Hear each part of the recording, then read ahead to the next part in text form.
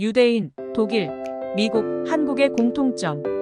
유대인 중에 왜 세계적인 과학자, 금융인, 언론인, 법조인이 많은 것일까 하는 궁금증이 있다. 그 이유를 그들이 단지 단일신 여호와 하나님을 잘 믿었기 때문이라고 결론을 내리는 것은 미신적인 것이다. 그 이유를 보다 합리적이고 논리적으로 분석해 보아야 한다. 그래야 우리가 얻을 수 있는 교훈이 명확해진다. 결론적으로 말한다면 국민교육이다. 유대인은 인류 역사상 최초로 전 국민을 대상으로 한 현대식 교육을 시작하였다. 예수님이 이 땅에 오시기 전, 즉 주전 150년경에 이스라엘은 독립국가를 이룬 적이 있었다. 하스모니안 왕조 약 79년간이었다. 이때 마지막 왕이었던 여왕 살로메는 국민 단결을 위해서는 신앙심을 고취해야 한다고 생각했다. 그러려면 국민 모두가 성경을 읽어야 되는데 문제는 대다수 국민이 문맹이었다. 여왕은 가정 예배를 이끄는 남자들만이라도 성경을 읽을 줄 알아야 한다고 생각했다. 사실 유대인은 3000년 전부터 율법 학교를 운영해왔다. 살로메 여왕 시대로 말하면 1000년 전부터 학교는 있었다. 이미 전 세계 모든 민족과 나라에도 학교는 존재하였다. 하지만 고대 사회에서 학교에 나올 수 있는 사람은 특권층에 국한되었다. 유대인 사회도 마찬가지였다. 그래서 여왕은 일반 국민이 다닐 수 있는 초등학교를 전국 각지에 세웠다.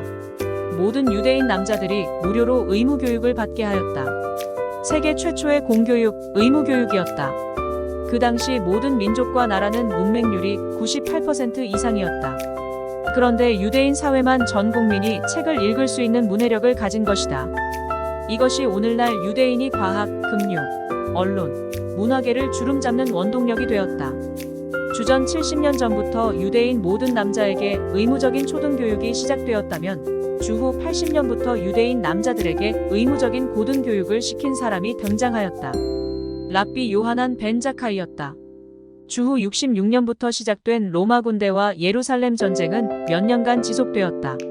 랍비 벤 자카이는 통찰력이 있는 사람으로서 이제 곧 예루살렘과 유대 나라는 멸망할 것으로 예측하였다. 그리고 나라의 주권을 잃더라도 민족적인 정체성을 지킬 수 있는 방법을 생각하였다. 그것은 전 국민에게 철저히 율법 교육, 신앙 교육, 수준 높은 고등교육을 시키는 것이었다. 그는 예루살렘이 함락이 임박했음을 판단하고 로마 군대의 사령관 은밀하게 찾아갔다. 그리고 그에게 예언하였다. 당신은 머지않아 로마 제국의 황제가 될 것이다. 내 예언이 맞다면 예루살렘을 점령하더라도 내가 부탁하는 랍비들의 목숨을 지켜달라. 그의 예언대로 베스파시아누스는 로마 황제가 되었다. 그는 황제가 된 후에 약속대로 랍비들을 살려주었다. 당시의 유대교 안에는 여러 분파들이 있었다.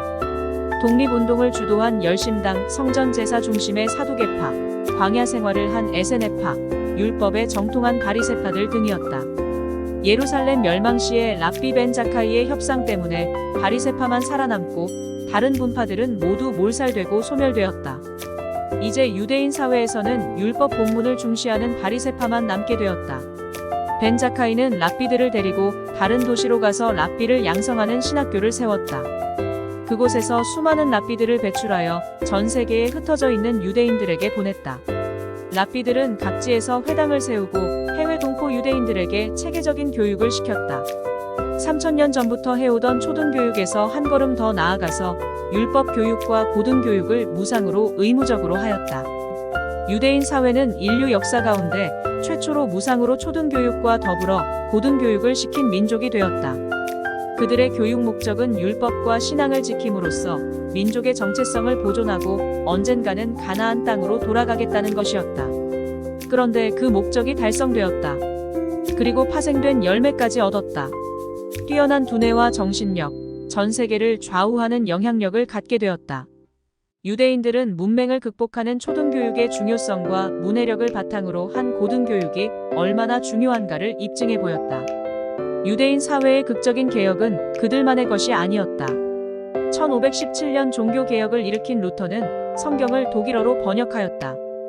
독일의 일반 국민들은 교회에서 성경을 가지고 성경 공부와 토론을 하면서 현대적인 고등교육을 받았다. 독일은 강력한 나라가 되었다. 영향을 받은 북유럽 국가들도 모두 선진국이 되었다. 종교의 자유를 찾아서 신대륙으로 이주한 청교도들이 세운 미국은 교회를 중심으로 성경을 사랑하고 실천하였다. 미국은 전 세계에 복음을 전하는 나라가 되었다. 세종대왕이 창제한 한글을 통하여 일반 서민들도 문해력을 갖게 된 한국은 복음을 받아들인 후에 성경을 열심히 읽고 공부하고 적용하려고 노력하는 민족이 되었다. 할렐루야!